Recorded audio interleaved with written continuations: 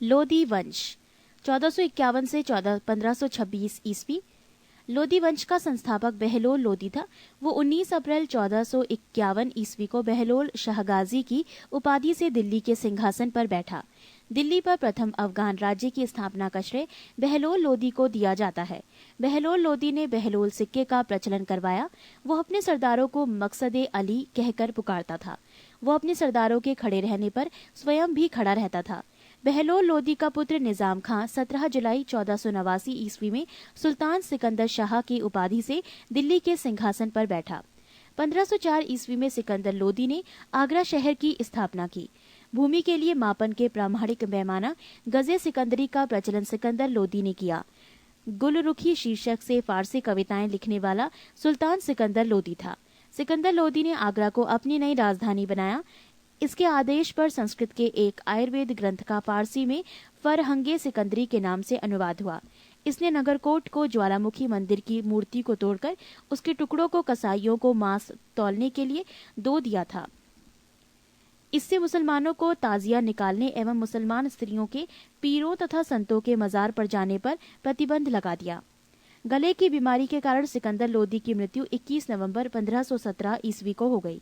इसी दिन इसका पुत्र इब्राहिम शाह की उपाधि से आगरा के सिंहासन पर बैठा। 21 अप्रैल 1526 ईस्वी को पानीपत के प्रथम युद्ध में इब्राहिम लोदी बाबर से हार गया। इस युद्ध में वो मारा गया।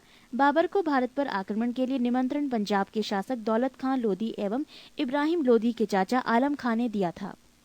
मोट की मस्जिद का निर्माण सिकंदर लोदी के वजीर द्वारा करवाया गया था। पृष्ठ 39। सल्तनत कालीन शासन व्यवस्था। केंद्रीय प्रशासन का मुखिया सुल्तान बलबन एवं अलाउद्दीन के समय अमीर प्रभावहीन हो गए। अमीरों का महत्व चरमोत्कर्ष पर था। लोदी वंश के शासनकाल में सल्तनत काल में मंत्रिपरिषद को मजलिसे खलवत कहा गया। मजलिस ए खास में मजलिस ए खलवत की बैठक होती थी। बारे खास, इसमें सुल्तान सभी दरबारियों, खानों, अमीरों, मालिकों और अन्य रईसों को बुलाता था। बारे आजम, सुल्तान राजकीय कार्यों का अधिकांश भाग पूरा करता था। मंत्री एवं उससे संबंधित विभाग। 1. वजीर, प्रधानमंत्री, राजस्व विभाग का प्रमुख। 2. मुशारिफे मुमालिक, महालेखाकार, प्रांतों एवं अन्य विभागों से प्राप्त आय एवं व्यय का लेखा जोखा। मजूमदार, उधार लिए धन का हिसाब रखना। 4. खजीन, कोषा अध्यक्ष। 5. आरिजे मुमालिक, दीवाने अर्ज अथवा सैन्य विभाग का प्रमुख अधिकारी। 6. सदरोस सदूर, धर्म विभाग एवं दान विभाग का प्रमुख। 7. काजी उल कजात, सुल्तान के बाद न्याय का सर्वोच्च अधिकारी। 8. बरीदे मुमालिक, गुप्तचर विभाग की प्रमुख अधिकारी। 9. वकीले दर, सुल्तान की व्यक्तिगत सेवाओं की देखभाल करता था। 10. दीवाने खैरात, दान विभाग। 11. दीवाने बंदगान, दास विभाग। 12. दीवाने इस्तिहाक, पेंशन विभाग।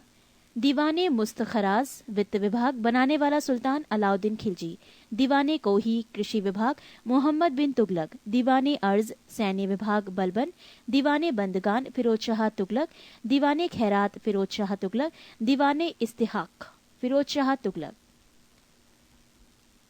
दिल्ली सल्तनत अनेक प्रांतों में बटा हुआ था, जिसे इक्ता या सूबा कहा जाता था। यहाँ का शासन नायब या वली या मुक्ति द्वारा संचालित होता था। इक्ताओं को शिको जिलों में विभाजित किया गया था, जहाँ का प्रमुख अधिकारी शिकदार होता था, जो एक सैनिक अधिकारी था। शिकों को परगनों में विभाजित किया गया था। आमिल परगने का मुख्य अधिकारी था और मुशारिफ लगान को निश्चित करने वाला अधिकारी। एक शहर या 100 गांवों के शासन की देखरेख अमीर सदा नामक अधिकारी करता था। प्रशासन की सबसे छोटी इकाई ग्राम होता था। सुल्तान की स्थायी सेना को खास खेल नाम दिया गया था। मंगोल सेना के वर्गीकरण की दशमलव प्रणाली को सल्तनतकालीन सैन्य व्यवस्था का आधार बनाया गया था। राजस्व कर व्यवस्था। उश्र, मुसलमानों से लिया जाने वाला भूमिकर। खराज, गैर मुसलमानों से लिया जाने वाला भूमिकर। ज़कात, मुसलमानों पर धार्मिक कर, संपत्ति का 40वां हिस्सा। जजिया, गैर मुसलमानों पर धार्मिक कर। नोट, खम्स यहाँ लूटे हुए धन, खानों अथवा भूमि में गढ़े हुए खजानों से प्राप्त संपत्ति का 1/5 भाग था, जिस पर सुल्तान का अधिकार था, तथा शेष 4/5 भाग प्राप्त करके उसके सैनिकों अथवा खजाने को प्राप्त करने वाले व्यक्ति का अधिकार होता था। परंतु फिरोज तुगलक को छोड़कर अन्य सभी शासकों ने 4/5 हिस्सा स्वयं अपने लिए रखा। सुल्तान सिकंदर लोदी ने गढ़े हुए खजानों में से कोई हिस्सा नहीं लिया। पृष्ठ 40।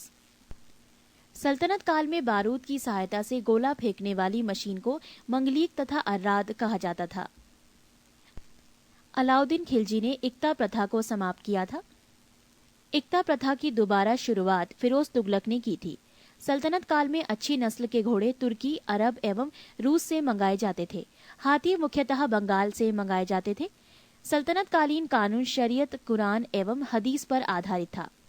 मुस्लिम कानून के 4 महत्वपूर्ण स्रोत थे: कुरान, हदीस, इजमा एवं कयास। 10 अश्वारोही बराबर 1 सरेखेल, 10 सरेखेल बराबर 1 सिपह सालार, 10 सिपह सालार बराबर 1 अमीर, 10 अमीर बराबर 1 मलिक, 10 मलिक बराबर 1 खान। सुल्तान सप्ताह में 2 बार दरबार में न्याय करने के लिए उपस्थित होता था। सल्तनत काल में लगान निर्धारित करने की मिश्रित प्रणाली को मुक्ताई कहा गया है।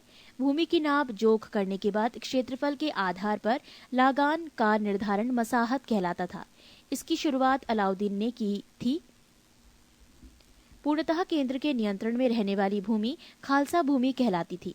अलाउद्दीन ने दान दी गई अधिकांश भूमि को छीनकर खालसा भूमि में परिवर्तित कर दिया।